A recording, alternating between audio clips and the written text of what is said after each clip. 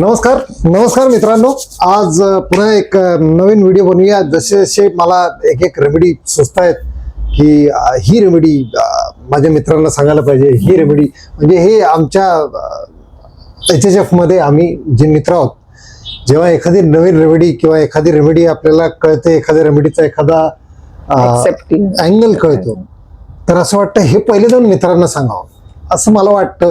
आणि असंच मला तुमच्याबद्दलही सगळ्यांबद्दल वाटतं की माझ्या मित्रांना सगळ्यांना कळलं पाहिजे की ही पण एक रेमेडीची शेड आहे. तर मग डॉक्टर प्रतिमा म्हात्रे ह्या आम्ही दोघं पनवेलच्या क्लिनिकमध्ये एकत्र असतो. तर मग मी हिच्याशी डिस्कस करत होतो की अशी केस असं अशा रेमेडीबद्दल. तर ती म्हणाली, सर एक केस अशी पण आहे, एक केस माझी पण आहे. म्हटलं अरे वा, छान आहे. जर असं आहे तर आपल्या सगळ्या मित्रांना, सगळ्या होमिओपॅथिक बांधवांना कळली पाहिजे, कळायलाच पाहिजे, सगळ्यांना सांगायलाच पाहिजे. तर आज आम्ही बोलणार आहोत कुठल्या रेमेडीबद्दल? कोनायम मॅक्युलेटम, राईट. आता सगळ्यात पहिले माझ्या कॉलेजचे मित्र, माझे कॉलेजचे मित्र आहेत जे कॉलेजमध्ये कोनायम शिकतायत, कोनायम बद्दल वाचतायत आणि कोनायम बद्दल पेपरमध्ये लिहित आहेत. तर पेपरमध्ये कोनायम बद्दल तुम्ही काय महत्वाचं लिहिणं जरुरी आहे? सगळ्यात पहिले, it is a remedy for old maids, old widows, spinsters, जे मॅरिड नाही आहेत किंवा विडोज आणि सेलिबसीसाठी it is a very good remedy for celibacy. Celibacy लिहिणं जरुरी आहे, त्यामुळे it is a good remedy for old maids, widows यांच्यासाठी ही रेमेडी फार सुंदर रेमेडी आहे. आणि सर त्यांच्यासाठी आपण वर्टॅगोसाठी पण दिली. Exactly, it is also very good remedy for vertigo, especially when lying down और टर्निंग इन बेड. जेव्हा बेडमध्ये ते इकडचं तिकडे डोकं फिरवतात, कूस पलटतात, तेव्हा वर्टॅगो होतो. आणि झोपताना आणि उठताना पोझिशन चेंज झाली की वर्टॅगो होतो. तो वर्टॅगोसाठी fantastic remedy. It is also a good remedy for stony hardness of glands. आता स्टोनी हार्डनेस ऑफ ग्लँड्स महत्वाचे कुठले तुमच्या डोक्यात आलं पाहिजे? थायरॉइड. मॅडमची केस थायरॉइड, माझी थायरॉइडचीच केस. येस, मॅडमची केस थायरॉइडची. तर थायरॉइड मध्ये एक तुमच्या लक्षात आलं पाहिजे. दुसरा स्टोनी हार्डनेस ऑफ ग्लँड म्हणजे टेस्टिस असतात, टेस्टिसला असू शकतो. इवन मॅमरी ग्लँड्स, ब्रेस्टच्या पण स्टोनी हार्डनेस ऑफ ग्लँड साठी it is a fantastic remedy. आता ह्या सगळ्या गोष्टी आपण पेपरमध्ये लिहिणं जरुरी आहे, विच इज व्हेरी युजफुल. आणि aggravation by lying down, getting up, turning in bed, aggravation येणार. आणि ॲग्रवेशन बाय सेलिबसी येणार.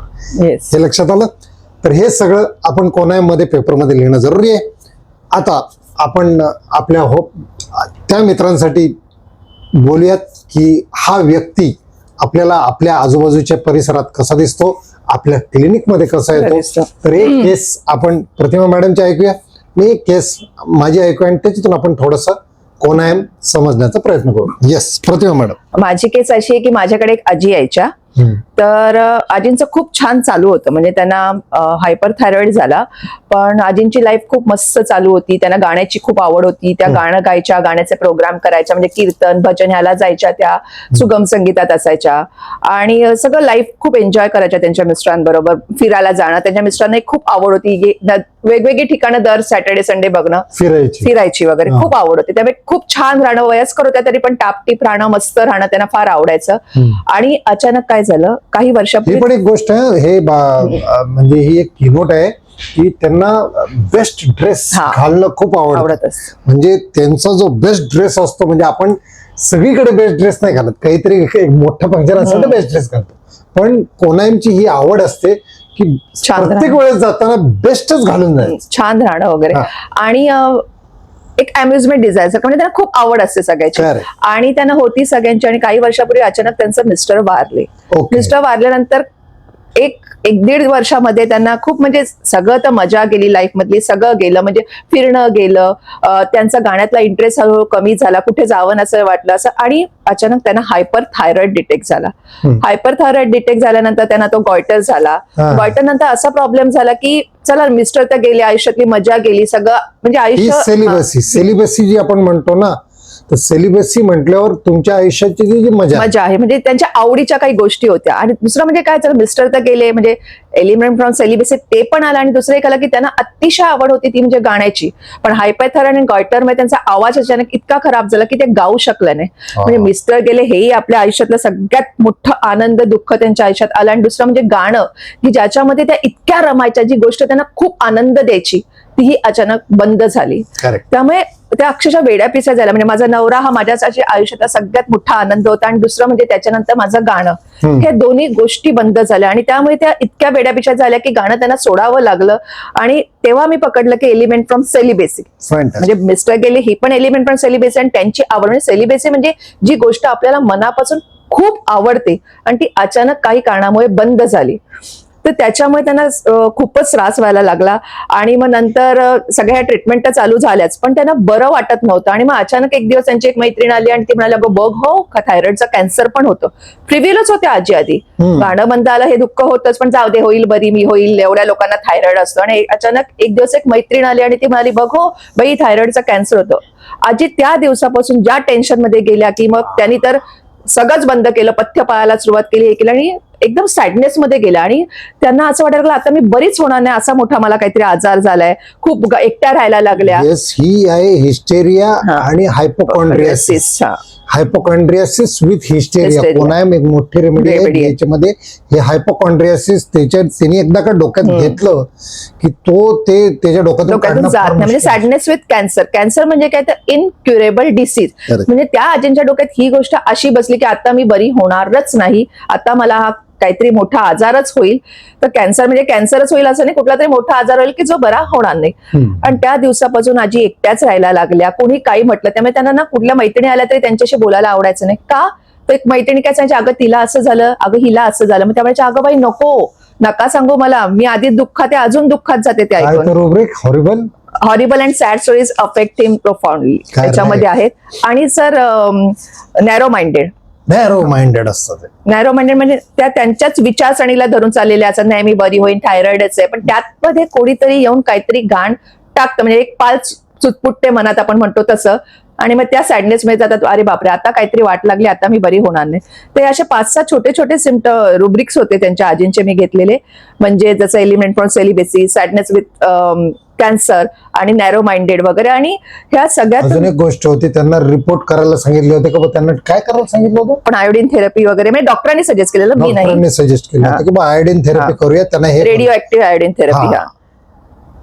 त्या म्हणाल्या मी करणार नाही, अजिबात नाही. म्हटलं तुम्ही का नाही म्हणता, अर त्याच्याने काय झालं तर, माझ्या जीवाला काय झालं तर मी नाही करणार, ते मला नाही करायचं. त्यामुळे त्यानंतर डॉक्टरकडे जाणं त्यांनी बंद केलं, कारण डॉक्टर काहीतरी डोक्यात घालतात, डॉक्टर काहीतरी भलतच सांगतात काहीतरी. असे आपल्याकडे किती पेशंट आहेत. आपण मी हे सांगितलंय हायोसायमस मध्ये, हायोसायमस मोठ्या डॉक्टरकडे जायचं का टाळतो, कारण की तो काहीतरी सांगाल, हा ही टेस्ट करा, ती टेस्ट करा, तुम्हाला हा रोग झालाय, हे ऐकायचंच नसतं. लाईट शन्स मधली मोठी चांगली रेमेडी कोनायम.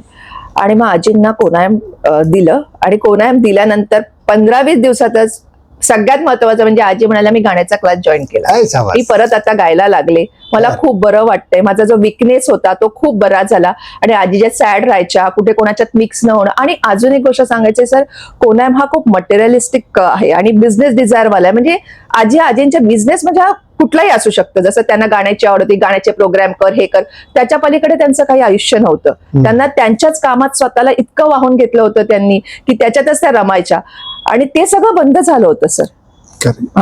ते बंद झालं होतं. म्हणजे एलिमेंट्स फ्रॉम अल्कोहोलिझम आपण म्हणतो. अल्कोहोलिझम म्हणजे की एक नशा आहे जी तुम्हाला सतत करायला आवडते, आणि ती अचानक बंद झाल्यावर कसा त्रास होतो, तसं त्यांची ती आवड होती, ती नशा होती, त्यांना गाण्याचे प्रोग्राम करणं, हे करणं, ते अचानक बंद झालं होतं. पण होमिओपॅथिक दिल्यानंतर सर 15 दिवसानंतर सगळ्यात पहिलं असं झालं, आजी म्हणाल्या, मी गाण्याच्या क्लासला जायला लागले, मी आता भजनाचे प्रोग्राम करायला लागले. आणि आता त्यांचं हायपरथायरॉइड ही लेवल कमी झालेली आहे, आणि गॉयटरचे जे स्वेलिंग असतं ते बऱ्या प्रमाणात कमी झालं. आणि आजी मेन स्वतःचं लाईफ खूप छान जगतात. एक्झॅक्टली. नुसतं गॉयटर बंद कमी करणे हे काम नव्हतं, तसं ते कापूनही काढता आलं, पण त्या आजींना परत त्यांच्या आयुष्यात रिटर्न आणलं, हे आपलं होमिओपॅथी करतं. आता ह्या केसमध्ये आपण ते रुब्रिक्स त्याच्या सोबतच पटापट सांगितले. तसेच एक वयस्कर गृहस्थ होते, श्रीमंत माणूस, एका गावामधला श्रीमंत माणूस, श्रीमंत का तर त्या गावात त्याचं एकट्याच वाईन शॉप, त्याचं वाईन शॉप त्या गावामध्ये. आणि श्रीमंत माणूस साहेबांना झालं डायबिटीस, त्याचं औषध घ्यायला माझ्याकडे आले. तर मग मी त्यांची केस घ्यायला लागलो. म्हटलं तुमच्या घरी म्हणे बहीण आहे, हे आहे, भाऊ आहेत, असं तसं. म्हटलं तुमची मिसेस, तर म्हणे मी लग्न नाही केलं. म्हणे का नाही लग्न केलं, लग्न का नाही केलं? तर म्हणे मी लग्न नाही केलं कारण का आपला धंदा असा आहे. म्हटलं अरे धंदा असा आहे म्हणजे काय? म्हणे वाईन शॉप. म्हटलं बरोबर, वाईन शॉप म्हटल्यावर नाही म्हटलं तर ह्या गावातले अर्धे घर मी उद्ध्वस्त केली. म्हणजे तुम्ही कुठे उद्ध्वस्त केली? तुम्ही दारू विकायचं काम केलंय. आता त्याच्याने काय? ते म्हणे तसं नाही हो, मी दारू विकतोय म्हटलं, लोकांच्या घरात क्लेश घालतोय मी म्हटल्यावर माझं कधी चांगलं होणारच नाही. मला संसाराचं सुख मिळणे शक्य नाही, म्हणून मी लग्नच केलं. म्हटलं अरे हे काय, कुठे काय? मग म्हटलं तुम्हाला एवढाच जर पश्चाताप आहे, सोडून द्या ना ते का, नका करू. म्हणे साहेब वाईन शॉप मध्ये पैसा किती माहिती आहे तुम्हाला? मटेरियलिस्टिक, बरोबर, पैसा नाही सुटत. अरे मग त्याच्यामुळे, आणि हे कुठून आलं की बा तू वाईन शॉप, आता ज्यांचं वाईन शॉप चालतं त्यांचे घर चालत नाहीत, सुखी सगळे. पण हा म्हणतो मी लोकांची घरं उद्ध्वस्त केली म्हटल्यावर माझा पण बट्ट्या बोळ होणार. हे सुपरस्टिशन आहे. अरे निदान लग्न करून तर बघ, लाईट क्षण, मी लग्नच नाही करणार.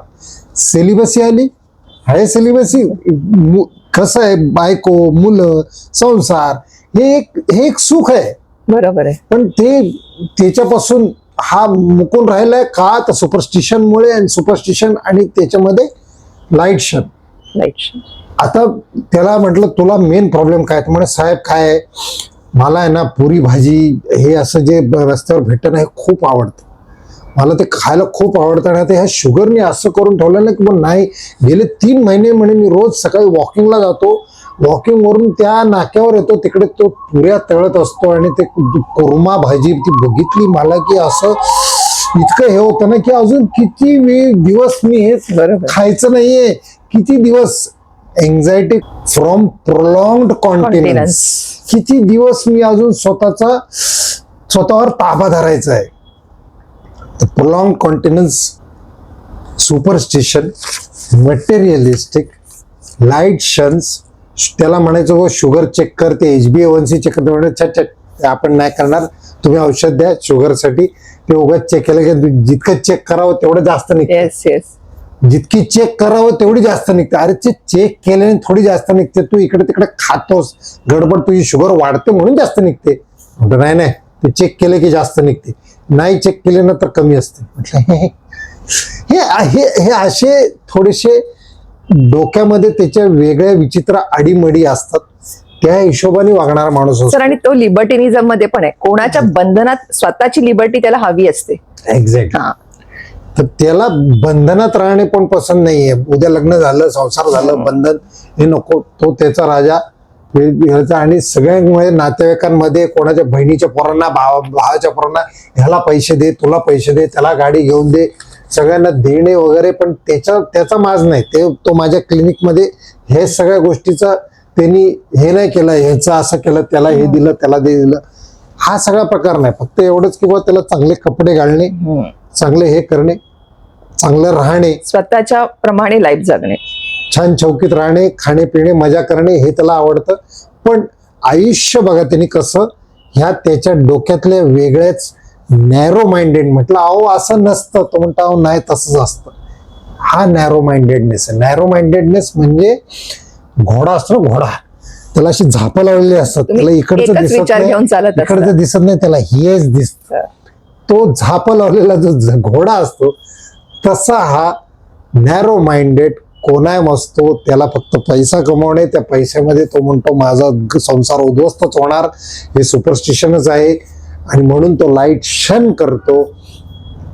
असे कोणायमचे कित्येक जण तुमच्या आजूबाजूला असतील, तुम्हाला सापडतील, जे असे मटेरियलिस्टिक आहेत.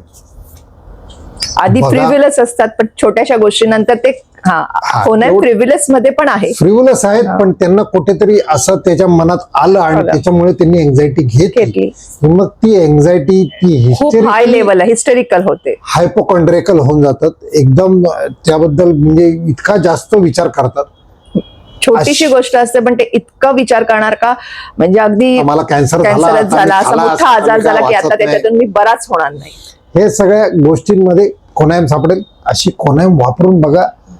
हे थायरॉइड आणि काय Uterus आहे, testisच्या आणि ब्रेस्टच्या ब्रेस्टच्या सगळ्या केस हार्ड स्वेलिंग साठी खूप छान फॅन्टास्टिक काम काम करतात.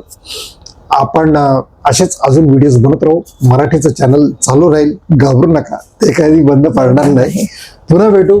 डॉक्टर प्रतिभा म्हात्रे, डॉक्टर योगेश राजूरकर.